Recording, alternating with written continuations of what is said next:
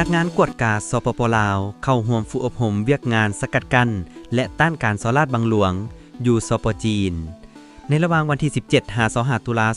2025พนักงานกวดกาสปป.ลาวเข้าร่วมฝึกอบรมเวียกงานสกัดกั้นและต้านการสอลาดบังหลวงอยู่สปจีนอยู่สถาบันกวดกาวินัยและกวดการัฐสปจีนจำนวนทั้งหมด30ทานหญิง7ทานในนี้มีพนักงานจากองค์การกวดกาแห่งรัฐจำนวน15ทานหญิง4ทานองค์การกวดการัฐกระทรวงองค์การจำนวน5ทานหญิง2ทานและท้องถิ่นจำนวน10ทานหญิง1ทานนำพาโดยทานสุขคำเพชรเฮืองบุตรศรีกรรมการประจำภาคห้องประธานคณะกวดกาศูนย์การภาค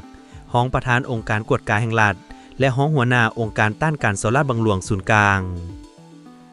การฝึกอบรมครั้งนี้ประกอบมี7หัวข้อเฉพาะและลงทัศนะภาคสนาม4หัวข้อซึ่งหัวข้อเฉพาะประกอบมี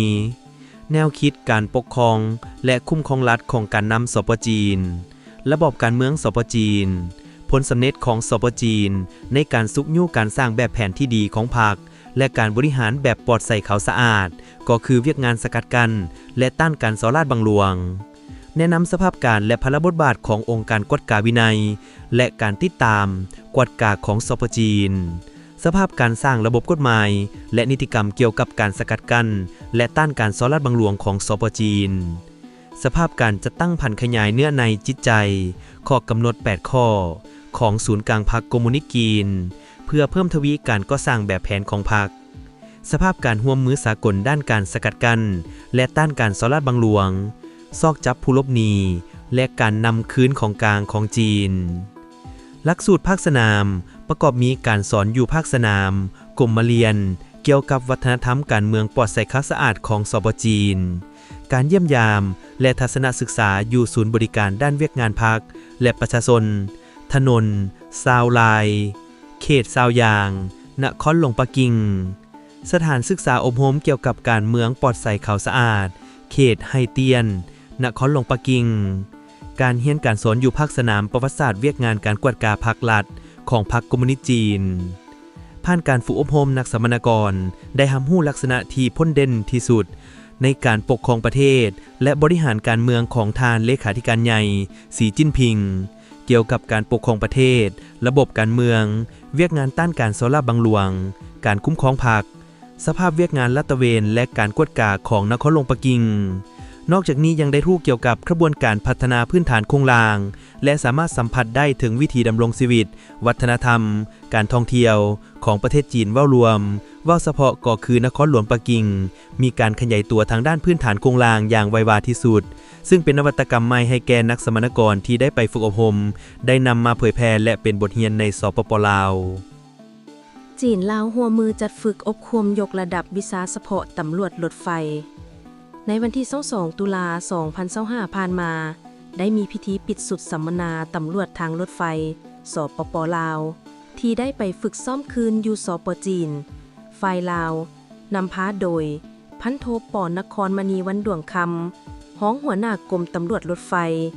พร้อมด้วยพนักงานที่เกี่ยวข้องเข้าร่วม25ท่านพันโทป.นครมณีวันดวงคำห้องหัวหน้ากรมตำรวจรถไฟให้ฮู้ว่า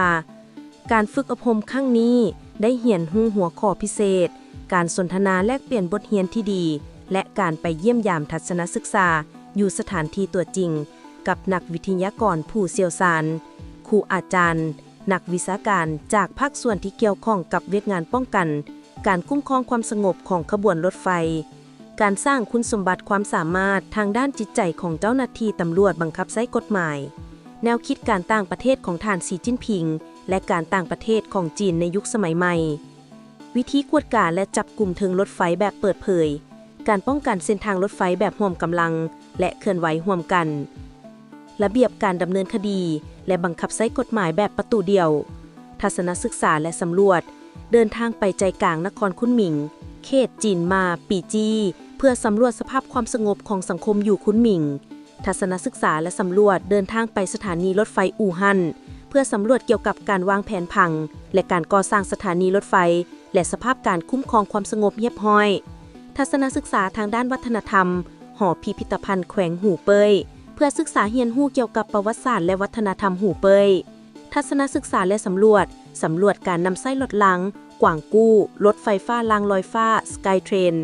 รถลัวปัวค่อยเผาอโปโลโกเข้าในการท่องเที่ยวในเมืองสัมผัสวิถีชีวิตและวัฒนธรรมโรงละครฮันซีอูฮันการแสดงนำเพื่อสัมผัสประสบการณ์จำลองแบบเสื่อมซึมเข้ากับความงามทั้งสายตาและบรรยากาศวัฒนธรรมสู่พบปะแลกเปลี่ยนเกี่ยวกับการออกแบบและการก่อสร้างที่ปลอดภัยของขัวทางรถไฟกับวิทยาลัยเทคนิควิชาชีพรถไฟอู่ฮั่นทัศนศึกษาและสำรวจบริษัทเฟงหัวเทคโนโลยีในการเพิ่มขีดความสามารถให้แก่การก่อสร้างทางรถไฟอัจฉริยะทัศนศึกษาและสำรวจขี่รถไฟใต้ดินเมืองอู่ฮั่นเพื่อสำรวจการก่อสร้างการเชื่อมจอดกันระหว่างตัวเมืองของจีนสัมผัสวิถีชีวิตและวัฒนธรรมขี่เรือข้ามฟากเพื่อสัมผัสวิถีชีวิตและวัฒนธรรมแม่น้ำยางจี้ทัศนศึกษาและสำรวจเดินทางไปเมืองเจียยูเพื่อสำรวจการก่อสร้างแบบอย่างการพัฒนาชนบทเขตด้อยพัฒนาทัศนศึกษาทางด้านวัฒนธรรมหอเฮโลเพื่อศึกษาเรียนรู้เกี่ยวกับประวัติศาสตร์และวัฒนธรรมสถาปัตยกรรมบูฮานของจีนพร้อมเดียวกันนั้นพวกข้าพเจ้ายังได้รับรู้ประวัติศาสตร์ความเป็นมาของสปป.จีนได้รู้เห็นวัฒนธรรมอันดีงามของสปป.จีนได้มีความรู้สึกถึงแนวทางแผนนโยบายการสร้างสาพัฒนาสังคมของสปป.จีนและอื่นๆทั้งหมดนั้นล้วนแต่เป็นบทเรียนที่ดีของพวกข้าพเจ้าและพวกข้าพเจ้าจะขอนำเอาบทเรียนที่ดีอันประเสริฐและบทเรียนที่แสนล้ำค่าดังกล่าวนั้นไปเป็นแบบอย่างไปจัดตั้งพันธุ์ขยายอยู่สปป.ลาวตามสภาพเงื่อนไขตัวจริงให้มีความเจริญรุ่งเรืองก้าวขึ้น